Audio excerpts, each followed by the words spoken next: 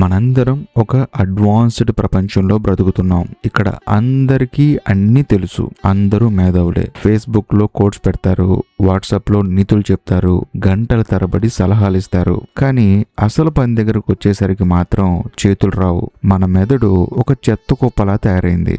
ఎందుకో తెలుసా? Over thinking. ఆలోచించి ఉన్న ఆలోచనని చంపేయడం మనకి అలవాటైపోయింది.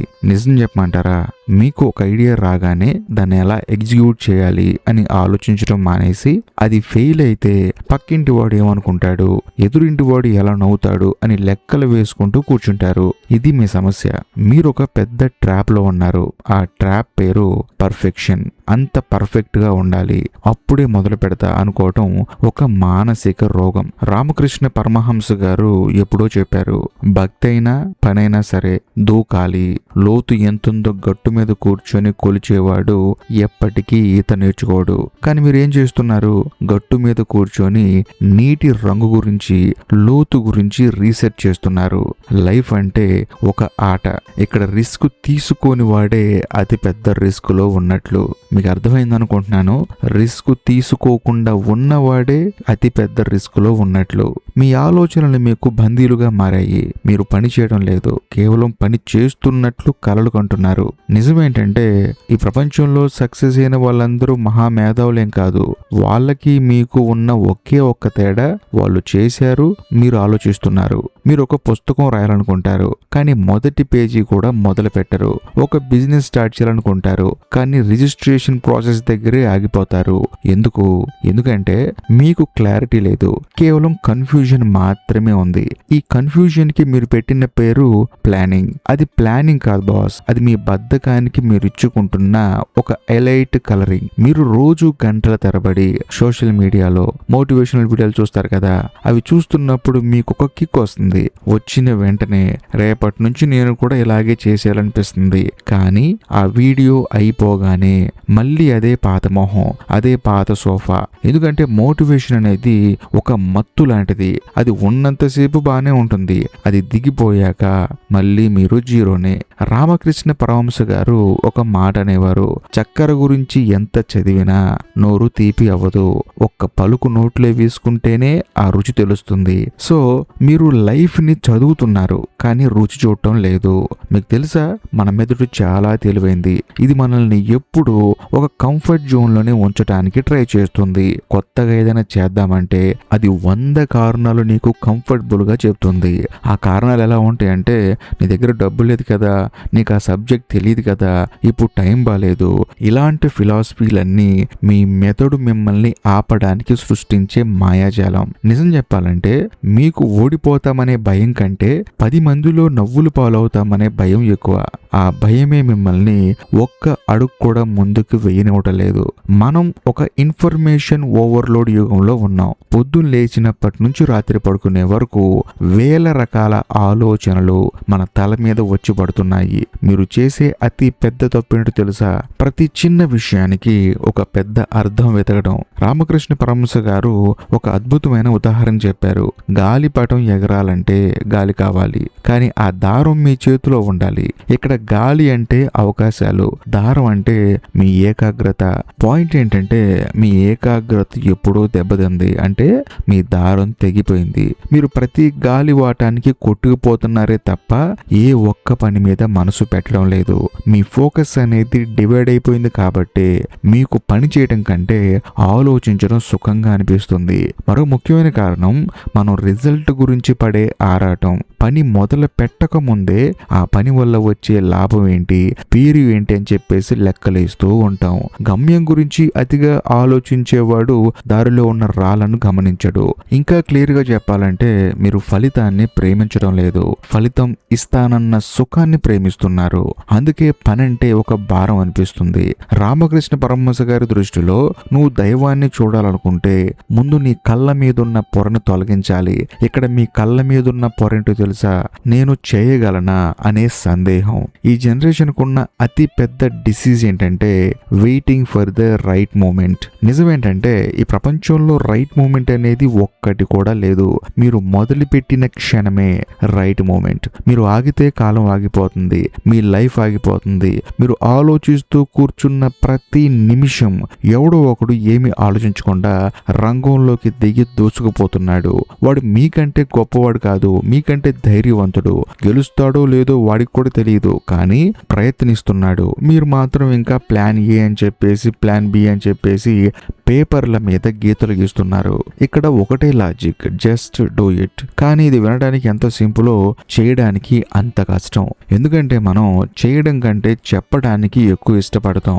ఈ సమస్య నుంచి బయటపడాలంటే మీరు ముందు మీ మెదడుని షట్ డౌన్ చేయాలి. ఆలోచన రాగానే యాక్షన్ ఉండాలి. ఆలోచనకి ఆచరణకి మధ్య గ్యాప్ ఎంత ఎక్కువ ఉంటే ఆ పని ఆగిపోయే ఛాన్స్ అంత ఎక్కువగా ఉంటుంది. రామకృష్ణ పరమహంస గారు చెప్పినట్లు, ఒక వస్తువు కావాలంటే దాన్ని వెతకాలి తప్ప దాని గురించి ధ్యానం చేస్తూ కూర్చుంటే అది మీ దగ్గరికి రాదు. మీరు మీ గోల్స్ ని మరీ పెద్దవిగా ఊహించుకోకండి. ఒకేసారి ఎవరెస్ట్ ని ఎక్కాలని చూస్తే కాళ్ళు వణుకుతాయి. ముందు ఇల్లు దాటి బయటికి రండి, అడుగులు వేయటం మొదలు పెట్టండి. దారిదే కనిపిస్తుంది. నిజమేంటంటే సగం సమస్యలు పని మొదలు పెట్టగానే మాయమైపోతాయి. మీరు గదిలో కూర్చొని ఊహించుకున్నంత భయంకరంగా బయట ప్రపంచం ఉండదు. మీ భయం అంతా మీ ఊహల్లోనే ఉంటుంది. ఆ ఊహలకి సమాధి కట్టాలంటే మీరు పనిలో మునిగిపోవాలి. ఎప్పుడైతే మీరు కర్మలో లీనమైపోతారో అప్పుడు మీకు భయపడే టైం కూడా ఉండదు. నిజం చెప్పమంటారా, మీరు పర్ఫెక్ట్ టైం కోసం వెయిట్ చేయటం మానేయాలి. మీ దగ్గర ఉన్న వనరులతో, మీకున్న నాలెడ్జ్ తో ఇప్పుడే ఈ క్షణమే మొదలు పెట్టండి. రామకృష్ణ పరమహంస గారు ఒక మాట అనేవారు, మురికి ఉన్న అద్దాన్ని తుడుస్తూ ఉంటేనే అది ఒక రోజు మెరుస్తుంది. మీరు కూడా అంతే. మీ మొదటి ప్రయత్నం చెత్తగా ఉండొచ్చు, రెండోది యావరేజ్ గా ఉండొచ్చు, కానీ 10వ ప్రయత్నం ఖచ్చితంగా అద్భుతంగా ఉంటుంది. ఆ 10వ ప్రయత్నం దాకా వెళ్ళాలంటే మీరు ఆ మొదటి చెత్త ప్రయత్నాన్ని ధైర్యంగా చేయాలి. ఫెయిల్యూర్ ని సెలబ్రేట్ చేసుకోవడం నేర్చుకోండి. ఎందుకంటే ఏమీ చేయకుండా ఖాళీగా కూర్చునే మేధావి కంటే తప్పులు చేస్తూ ముందుకెళ్లే మొండివాడే చాలా బెటర్. మరో విషయం, మీ చుట్టూ ఉన్న నెగిటివ్ మనుషుల్ని, ఆ సో కాల్డ్ వెల్ విషర్స్ ని దూరం పెట్టండి. ఇది వర్కౌట్ అవ్వదు, ఇది నీ వల్ల కాదు అని చెప్పే వాళ్ళకి మీ లైఫ్ మీద ఏ అధికారం లేదు. మీకు తెలుసా, ఒక విత్తనం మొలకెత్తాలంటే అది మట్టిని చీల్చుకుని రావాలి. ఆ మట్టి ఇచ్చే ఒత్తిడిని భరించాలి. మీరు కూడా ఆ ఒత్తిడిని, ఆ విమర్శలని భరించడం నేర్చుకోవాలి. మీ యాక్షన్ ఎంత సైలెంట్ గా ఉండాలంటే మీ సక్సెస్ ఒక బాంబులా పేలాలి. మాట్లాడటం ఆపి పని చేయటం మొదలు పెడితే సగం ప్రపంచం మీ కాళ్ళ దగ్గరకు వస్తుంది. లైఫ్ అంటే ఏదో సాధించాల్సిన పెద్ద యుద్ధం కాదు బాస్. లైఫ్ అంటే ఒక ఎక్స్పీరియన్స్. మీరు ఎప్పుడైతే నేను ఇది చేయాలి, అది అవ్వాలి అనే ఒత్తిడి నుంచి బయటపడి చేసే పనిని ఒక పిచ్చిగా ప్రేమిస్తారో అప్పుడు మీ లైఫ్ క్వాలిటీ మారిపోతుంది. రామకృష్ణ పరమహంస గారు చెప్పిన ఒక పరమ సత్యం ఏంటంటే, నువ్వు దేనికోసం అయితే వెతుకుతున్నావో అది నీలోనే ఉంది. అంటే అర్థం ఏంటి? మీకు సక్సెస్ కావాల్సిన ధైర్యం, మీ ఐడియా కావాల్సిన బలం మీ దగ్గరే ఉన్నాయి. కానీ మీరు దాన్ని బయట ఎక్కడో ఎవరో అప్రూవల్ కోసం వెతుకుతున్నారు. అలా వెతకడం ఆపేయండి. మీ క్యారెక్టర్ ని బిల్డ్ చేసుకోండి. క్యారెక్టర్ అంటే నిధులు చెప్పడం కాదు, చెప్పిన పనిని మొండిగా పూర్తి చేయటం. ఈరోజు మీరు ఒక నిర్ణయం తీసుకున్నారంటే రేపు పొద్దున్న మీ మూడ్ బాగాలేదనో లేక బయట వర్షం పడుతుందనో దాన్ని పోస్ట్ పోన్ చేయకూడదు. డిసిప్లిన్ అనేది ఒక శిక్ష కాదు, అది మీకు మీరు ఇచ్చుకునే అత్యున్నతమైన గౌరవం. మీకు తెలుసా, ఈ ప్రపంచంలో ఫ్రీగా వచ్చేది ఏది వాల్యుబుల్ కాదు. మీరు ఒక అద్భుతమైన జీవితాన్ని కోరుకుంటున్నారంటే దానికి తగ్గట్టుగా మీ కష్టాన్ని బలి ఇవ్వాలి. మీ నిద్రని, మీ అనవసరపు ముచ్చట్లని, మీ సోషల్ మీడియా స్క్రోలింగ్ ని కట్ చేయాలి. అప్పుడే మీ లోపల ఉన్న అసలైన మనిషి బయటకు వస్తాడు. చివరిగా రామకృష్ణ పరమహంస గారు చెప్పిన ఇంకొక అద్భుతమైన మాట చెప్తాను. అనుభవం లేని జ్ఞానం కేవలం ఒక భారం మాత్రమే. మీకు జ్ఞానం వద్దు బాస్, మీకు ఒక అనుభవం కావాలి. ఆ అనుభవం రావాలంటే మీరు గట్టు మీద నుంచి లోపలికి దూకాల్సిందే. గుర్తుపెట్టుకోండి, మీకు వృద్ధాప్యం వచ్చి చనిపోయినప్పుడు మీతో పాటు వచ్చేది మీరు చేసిన పనులు మాత్రమే. ఈ ప్రపంచానికి మీ ఐడియాతో పని లేదు, మీ రిజల్ట్ తోనే పని.